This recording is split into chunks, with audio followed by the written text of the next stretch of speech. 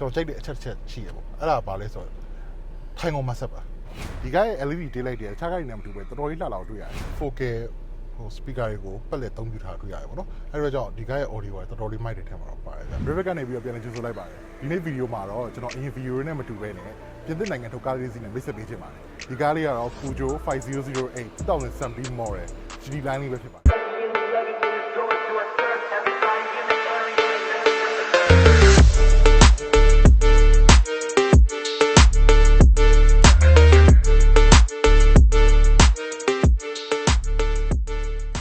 ဒီကားလေးကြောင့်ပြောပြမယ်ဆိုရင် Peugeot 5008က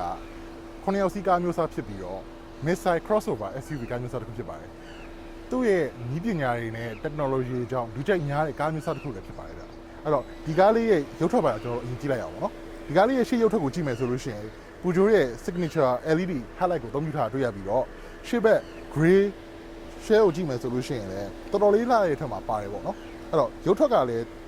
ဟိုတော်တော်လေးမိုက်တဲ့ထဲမှာပါတယ်ပြောရတယ်။ကားရဲ့ဘေးဘက်ကိုကြည့်မယ်ဆိုရင်ဒီကားမှာကတော့ GT line ဖြစ်တဲ့အတွက်အလွိုင်းကိုတော့18လက်မှအသုံးပြုထားတွေ့ရပါတယ်နော်။အဲ့တော့ဒီကားက midsize SUV ဖြစ်တဲ့အတွက်ကားရဲ့အမြင့် ground clearance ကတော့အရင်မြင့်ဘူးဆိုတာကိုကျွန်တော်အရင်တွေ့ရတယ်ပေါ့နော်။ပုံမှန်ကျွန်တော်တို့စလုံးထက်အနည်းငယ်ပြီးမြင့်တာကိုကျွန်တော်တွေ့ရတယ်။အဲ့တော့ကျွန်တော်တို့ကားရဲ့အနောက်ဘက်ချမ်းမှာရောဘယ်လိုမျိုးတွေရှိဆိုတော့ချက်လိုက်ကြည့်လိုက်အောင်။အနောက်ဘက်ပိုင်းကိုကြည့်မယ်ဆိုလို့ရှိရင်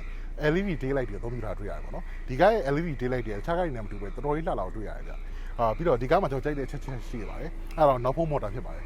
ခြားကားတွေလိုမျိုးနောက်ဖုံးမော်တာကိုလက်နဲ့မစရာမလိုပဲနဲ့ဘယ်အချိန်ဒီမှာအသုံးဝင်နေဆိုရင်ပေါ့ကျွန်တော်ပစ္စည်းအလေးပင်နေမထားတဲ့အချိန်မျိုးတို့ကျွန်တော် shopping ထွက်တဲ့အခါမှာအဲ့ဒီအများကြီးနဲ့မနိုင်မနေဖြစ်နေတဲ့အချိန်မျိုးမှာဆိုလို့ရှိရင်ကျွန်တော်ဒီလို sensor လေးကိုဒီလိုလေးလုပ်လိုက်ရုံနဲ့နောက်ဖုံးလေးက auto ပွင့်လာမှာဖြစ်ပါတယ်အဲ့တော့ကျွန်တော်ကြိုက်တဲ့အချက်ချင်းဖြစ်ပါတယ်ကဲအဲ့တော့နောက်ဖုံးရဲ့ speed ကိုချက်ကြည့်လိုက်အောင်ဗျနောက်ဖုံးရဲ့ speed ကိုကြည့်မယ်ဆိုလို့ရှိရင်ဒီကောင်က9ရောက်စီးမစီးဘူးကျွန်တော်တို့ပုံမှန် passenger 4 seater ပဲစီးမယ်ဆိုလို့ရှိရင်ပေါ့နော် luggage ကနှလုံးသုံးလုံးလို့ဆက်နေတကယ်လို့9ရောက်စီးခုံသုံးတန်းဖြစ်ထားမယ်ဆိုရင်တော့ကာကို speed တော်တော်လေးကျင်းတဲ့ထဲမှာပါတယ်ဗျအဲ့တော့ကျွန်တော်တို့အခုကားရဲ့ရှေ့ရုပ်ထွက်ပိုင်းနဲ့နောက်ရုပ်ထွက်ပိုင်းတွေကိုပြောပြီးသွားပြီဆိုတော့ကျွန်တော်တို့ကားရဲ့အတွင်းခန်းမှာဘယ်လို function တွေပါတယ်ဆိုတော့ကျွန်တော်တို့ချက်လိုက်ကြည့်လိုက်အောင်ကျွန်တော်တို့အခု Peugeot 5008ရဲ့အတွင်းခန်းကိုစဝင်ကြည့်တဲ့အချိန်မှာပထမဆုံးကြိုက်တဲ့အချက်ကတော့ CRM ဖြစ်ပါတယ်ဗျCRM ရဲ့ခြားကားတွေနဲ့မတူဘူးတော့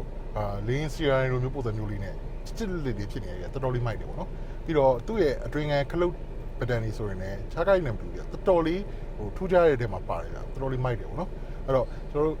ဂီယာနဲ့ဆိုရင်လည်းကျွန်တော်တို့လင်းဂီယာပုံစံမျိုးတွေဖြစ်သွားမယ်ဒီမှာဆိုရင်ရှလမ display infotainment display ပါလာတွေ့ရတယ်ပေါ့နော်အဲ့တော့ကျွန်တော်တို့ CRM မှာပါတဲ့ fashion တွေကိုအရင်ပြောအောင်CRM မှာဆိုရင်ကျွန်တော်တို့voice over control တွေပါမယ်ကျွန်တော်တို့ဖုန်းပြောတဲ့ button တွေပါမယ်ပြီးလို့ရှိရင်ကျွန်တော်တို့ဒီမှာnavigation system တွေ driving mode တွေကျွန်တော်တို့ဖုန်းခေါ်တဲ့ဟာတွေအကုန်လုံးကိုဒီကနေ control အကုန်ရွေးလို့ရတဲ့ဟာတွေပါမယ်ပေါ့နော်ပြီးလို့ရှိရင်ဒီကောင်က semi auto ဖြစ်တဲ့အတွက် pedestrian clock ပါမယ်ပေါ့ဒီကားရဲ့ infotainment အကြောင်းလေးနည်းနည်းလေးရှင်းပြချင်ပါတယ်ဒီကားက 8.3 inches display ကိုအသုံးပြုထားတယ်တွေ့ရတယ်ပြီးတော့ဒီကားမှာ Apple CarPlay ရော Android Auto ရောပါဝင်တယ်ပေါ့နော်ပြီးတော့ဒီကားမှာကျွန်တော်တို့ FM တွေ Bluetooth တွေ USB အကုန်ပါဝင်တယ်ပြီးတော့ဒီကားမှာကရေမွေး3မျိုးကိုဒီကားမှာတစ်ခါလေးပြောင်းလို့ရတယ်ဗျ fashion ပေါ့နော်အဲ့ဒါကကျွန်တော်တို့ဒီမှာ sense ကိုနှိပ်ပြတာ ਨੇ harmony wood ရယ် cosmic gear ရယ် auto drive ရယ်ရေမွေး3မျိုးကိုကြိုက်တဲ့အနံ့တွေကိုပြောင်းလို့ရတဲ့ fashion တစ်ခုပါတယ် aircon တစ်ခါလေ temperature တွေကိုအကုန်ဒီကနေပြီးတော့ချိန်ညှိလို့ရတဲ့ fashion တွေအကုန်ပါမယ်audio fashion တွေအကုန်ဒီကနေပြီးတော့ display ကနေ control လုပ်လို့ရမယ်ပြီးလို့ရှိရင်ကျွန်တော်ဒီမှာကားရဲ့ train mode တွေတွေ့ရဗျဒီမှာဆိုရင်ကျွန်တော် traction mode တွေပါမယ် slick မဖြစ်အောင်မောင်းတဲ့ mode တွေပါမယ်တောင်နဲ့တောင်ဆင်းမောင်းတဲ့ fashion clock တွေပါမယ်ဒီမှာကတော့ sport mode တစ်ခုထပ်ပါတယ်ဗျကျွန်တော်တို့ကားကိုကျွန်တော်ပုံမှန်တိုင်းမမောင်းချင်မှန်းနဲ့နည်းနည်းလေးလူငယ်ဆက်ဆက်မောင်းချင်တဲ့လူတွေတော့ sport mode ခလုတ်လေးနှိပ်ပြီးတော့မောင်းလို့ရတယ်ပေါ့နော်ကျွန်တော်တို့ဒီမှာ back gear ကျွန်တော်တို့ထိုးလိုက်မယ်ဆိုလို့ရှိရင်ပေါ့နော်ဒီကားကကင်မရာကိုကျွန်တော်180 view ထိကိုကျွန်တော်အကုန်ကြည့်လို့ရတယ်ဗျအဲ့လေတော်တော်မိုက်တဲ့ချက်တွေမှာကျွန်တော်တွေ့ရတယ်။ကြားရဲ့ audio ဘိုင်းကိုပြောရမယ်ဆိုလို့ရှိရင်ဒီကားမှာ 4K ဟို speaker တွေကိုပက်လက်သုံးပြထားတွေ့ရတယ်ပေါ့နော်။အဲ့ဒါကြောင့်ဒီကားရဲ့ audio ကတော်တော်လေးမိုက်တဲ့ထဲမှာတော့ပါတယ်ဗျ။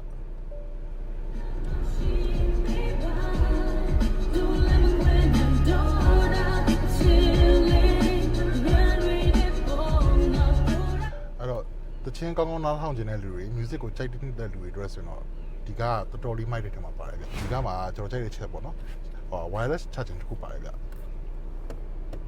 ဒီမှာဆိုရင်ကျွန်တော် cap holder နှစ်ခုပါဝင်တယ်ပြီးတော့အလဲမှာဆိုရင်ကျွန်တော်တို့ storage space ပါဝင်တာတွေ့ရတယ်ပေါ့နော်ပြီးတော့ဒီကားရဲ့ထိုင်ကုန်ရဲ့ထိုင်ရတဲ့ feeling ကိုပြောရမယ်ဆိုရင်အကုန်လုံးက leather တွေသုံးထားတယ်ပြီးတော့ GT line ဖြစ်တဲ့အတွက်ထိုင်ကုန်ရဲ့အကွက်တွေကခြားPeugeot 5008 series နဲ့တော့မတူဘူးပုံစံလေးအနည်းငယ်ကွဲတယ်ထိုင်ရတဲ့ feeling ကတော့အရင် luxury bike ကိုမတော်ပြင်မဲ့ထိုင်ရ comfort ဖြစ်တဲ့ထဲမှာပါတယ်ရှေကန်ရဲ့ head space တွေပဲပြောမှဆိုကျွန်တော်ရဲ့6ပေကျော်ရဲ့ဟာကိုခေါင်းလွတ်တယ်လို့ပြောလို့ရတယ်ပေါ့နော်ရှေ့ဒူးတွေပါဆိုရင်တော်တော်လေး less space ပါရဲ့ဆိုတော့တော်တော်လွတ်တဲ့ထဲမှာပါတယ်ပေါ့ပြီးတော့ဒီကားရဲ့ကျွန်တော်ကြိုက်တဲ့အချက်ရှိရပေါ့အဲ့ဒါပါလဲဆိုတော့ထိုင်ကုန်မဆက်ပါပုံမှန်ကားတွေမှာဆိုထိုင်ကုန်မဆက်ကနောက်ခန်းမှာပါတယ်ဗျဒီကားမှာကတော့ driver seat ကော passenger seat မှာရောရှေ့ခန်းမှာပါမဆက်ပါတော့ပါအဲ့တော့ကျွန်တော်ဘယ်လိုလုပ်လဲဆိုတော့ပြမယ်ဗျဒီမှာဆိုရင်ကျွန်တော်တို့ driver seat ရဲ့မဆက်ကို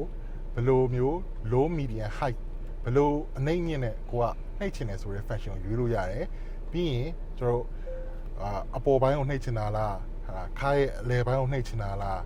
shoulder ပိုင်းကိုနှိမ့်ချင်တာလားခါးတစ်ပြင်လုံးကိုနှိမ့်ချင်တာလားဆိုတဲ့ function ကိုရွေးလို့ရတယ်ပေါ့နော်အဲ့ဒါတော်တော်လေးမိုက်တဲ့ဟာပေါ့ကျွန်တော်ခီးသွားတာများတဲ့လူတွေ traffic မှာအကြာကြီးတန်းစီနေရတဲ့လူတွေအတွက်ဆိုရင်ဒီမျိုးမဆက်လေးကိုဖွင့်ပြီးတော့နှိပ်ခံနေမှာဆိုတော့တော်တော်လေးအညောင်းပြေပြီးတော့စီးရ comfort ဖြစ်မယ်လို့ထင်တယ်ဗျပြီးတော့ဒီကားမှာကကျွန်တော် panoramic roof ပါတယ်ပေါ့နော်ကျွန်တော်တို့နှင်းကင်းဘက်တွေကျွန်တော်ညဘက်တွေမှာအမိုးလေးဖွင့်ပြီးတော့ ACC ကျင်တဲ့လူတွေဒီတိုင်း running light လိုချင်တဲ့လူတွေညဘက်ကိုဆိုရင်ကျွန်တော်တို့ကောင်းကင်ယူကြည့်ပြီးတော့ကောင်မလေးနဲ့ရှောက်လေးအချိန်မှဖြစ်ဖြစ်သွားချင်တဲ့လူတွေအတွက်ဆိုတော့တော်တော်လေးမိုက်တယ်ဗျပြီးတော့ဒီကောင်ကပထမတစ်ဆင့် sunroof ပါကျွန်တော်တို့ဖွင့်လို့ရတယ်ဗျအဲ့တော့ဒီငင်းခံကျင်တဲ့လူတွေအတွက်ညနေဆောင်နေမှာဆိုရင်တော်တော်လေးအဆင်ပြေတဲ့ကားလို့ပြောလို့ရတယ်ဗျအဲ့ချက်ကတော့ကျွန်တော်တော်တော်ကြိုက်တယ်ပေါ့နော်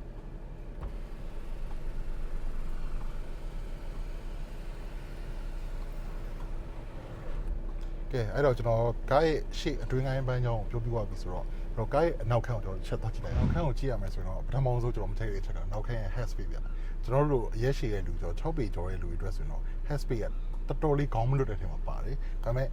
left space ကိုကြည့်မယ်ဆိုရင်တော့ကျွန်တော်ထိုင်ထားတဲ့ရှေ့ကန်ခုံနေဆိုရင်တော့ left space ကနေရာလေးလွတ်သေးတယ်ပေါ့နော် head space ကတော့ကျွန်တော်အရင်ကတော့မလွတ်ဘူးဗျအဲ့ဒါလေးကတော့အားနည်းချက်လေးတစ်ခုရှိရဲအရင်မြင့်တဲ့လူတွေတော့နောက်ခန်းမှာအဆင်ပြေမှာမဟုတ်ဘူးအဲ့တော့နောက်ခန်းမှာဘာလဲဆိုတော့ရင်ကြည့်အောင်နောက်ခန်းမှာတော့ကျွန်တော်အခုအရင်တွေ့တာတော့နောက်ခန်းရဲ့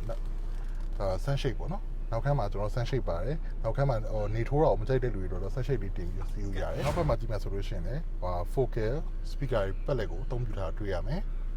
ပြီးတော့ဒီကားက GT line ဖြစ်တဲ့အတွက်နောက်ခန်းခုံတွေအကုန်လုံးကတစ်ဆက်တည်းမဟုတ်ဘဲနဲ့တခုံစီပေါ့နော်ဖြစ်နေအောင်တွေ့ရတယ်ပေါ့ပြီးတော့ leather တွေအကုန်လုံးကလေ GT line ဖြစ်တဲ့အတွက် original တခြား5008 series လိုမျိုးတော့ interior ကထိုင်ကုန်အကွက်တွေမတူဘူးတခြား5008 series မှာဆိုတော့ထိုင်ကုန်ကအဆက်ဖြစ်သွားမယ်ဒီမှာတော့ GT line series ဖြစ်တဲ့အတွက်ထိုင်ကုန်ကတခုံစီတည်တံ့ဖြစ်နေအောင်တွေ့ရတယ်ပေါ့နော်ဒီနေ့ဗီဒီယိုမှာတော့ကျွန်တော်ပြင်သစ်နိုင်ငံထုတ်ကားတစ်စီးဖြစ်တဲ့ Peugeot 5008 model အကြောင်းကို review လုပ်ပေးခဲ့ရဖြစ်ပါတယ်နောက်ထပ်ဗီဒီယိုတွေမှာပြန်လည်တွေ့ဆုံပါမယ်များအားလုံးကျေးဇူးတင်ပါတယ်